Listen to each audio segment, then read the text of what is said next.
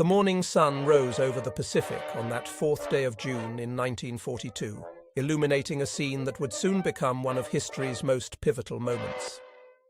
Lieutenant Joichi Tomonaga stood on the flight deck of the aircraft carrier Akagi, his hands still shaking slightly as he clutched the roster of pilots who had just returned from bombing Midway Island. The time was 22 minutes past 10 in the morning.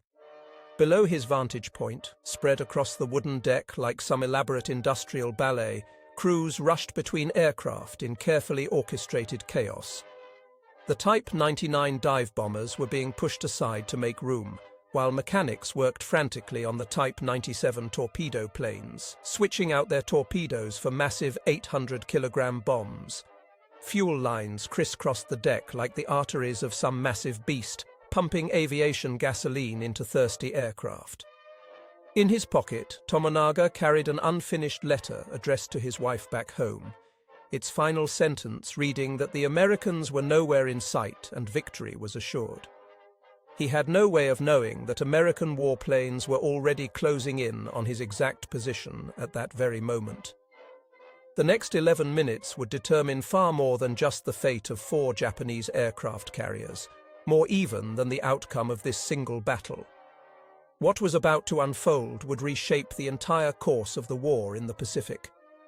Everything that the Imperial Japanese Navy had come to believe about how carrier battles should be fought, about American military capabilities, about their own seeming invincibility, was about to shatter completely in less time than it takes to brew and sip a cup of green tea. Down on the flight deck below where Tomonaga stood, a petty officer first class named Kaname Harada supervised the frantic weapons changeover that Admiral Nagumo had ordered just minutes earlier. Harada worked with the kind of desperate efficiency that comes from knowing your life depends on speed. The crews had trained extensively for exactly this kind of operation, practicing the complex procedure of switching from land attack ordnance to ship attack weapons, but never under conditions like these.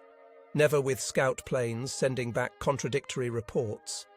Never with this gnawing feeling in the pit of the stomach that something had gone terribly wrong, despite all the evidence suggesting Japanese superiority remained unchallenged. At 20 minutes past 10 that morning, the Japanese carrier force had been undisputed masters of the Pacific Ocean, their aircraft being prepared to destroy what intelligence suggested was a single American carrier operating alone in the area. By 31 minutes past 10, 3 of those 4 Japanese carriers would be dying, transformed into floating steel coffins by American dive bombers that seemed to materialize from absolutely empty sky. Those 11 minutes would reveal fundamental truths about modern naval warfare that neither the Japanese nor American Navy fully comprehended until events unfolded in real time above the endless blue canvas of the Pacific. The mathematics of Japanese naval superiority that morning seemed absolutely unassailable. Admiral Chuichi Nagumo commanded what was known as the Kido Butai, which translates roughly as the mobile force, the most powerful concentration of carrier striking power ever assembled by any nation. His command consisted of 4 fleet carriers bearing the names Akagi, Kaga, Soryu, and Hiryu. Together they carried 248 aircraft, flown by what were arguably the most experienced naval aviators anywhere in the world. These men were veterans of the surprise attack on Pearl Harbor, the devastating raids across the Indian Ocean, the bombing of Darwin in Australia, and the strikes on Ceylon. In just 6 months of war, these pilots had sunk more Allied warships than the Imperial Japanese Navy had destroyed in all of its previous conflicts combined. Against this formidable force, Admiral Chester Nimitz had positioned 3 American carriers: the Enterprise, the Hornet, and the Yorktown, the last of which had been so badly damaged in the recent Battle of the Coral Sea that repairs should have required 3 months in dry dock. Instead, 1,400 workers at Pearl Harbor had made her barely seaworthy in just 72 hours of continuous labor. The Americans could muster 233 aircraft, most of them flown by pilots who had never experienced actual combat, many with fewer than 300 hours of total flight time. The torpedo bomber squadrons were equipped with aircraft called the SBD Devastator, a plane so hopelessly obsolete that the pilots who flew them had taken to calling it the TB Dead. Captain Taijiro Aoki of the Akagi had written confidently in his war diary that the American Navy was a broken force, that after this day they would have no carriers remaining in the Pacific, and that the war would effectively be over. This confidence was not merely bravado or wishful thinking. The Japanese had won every single carrier engagement of the war so far. Just 1 month earlier, at the Battle of the Coral Sea, history's first battle between aircraft carriers, they had sunk the USS Lexington, America's second largest carrier, while losing only the light carrier Shoho.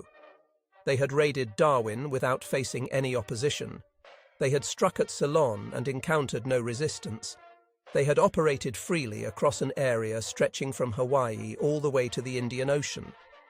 What the Japanese commanders did not know on that particular morning would fill entire volumes.